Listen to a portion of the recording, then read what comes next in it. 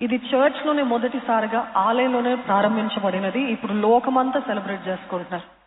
లోకమంతా కూడా ఇది చేసుకోవడం మనం చూస్తున్నాం. కానీ మొదటిగా ప్రారంభించబడింది ఆలయంలోనే, మందిరంలోనే.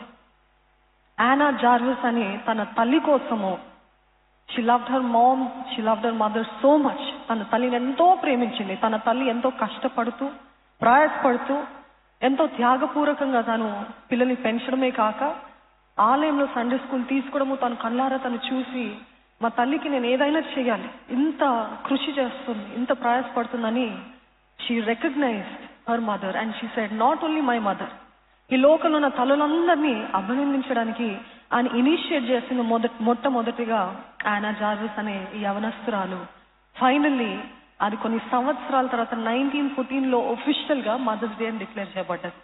ఆ రీతిగా ఈ మదర్స్ డే అనేది ప్రారంభించబడ్డదండి. మాటలో మాట ఎంతమంది తల్లులు ఉన్నారండి? ఒకసారి చేతులు ఎత్తి చూపిస్తారా? మీ అందరికీ కూడా మరొకసారి ఇందాక రాని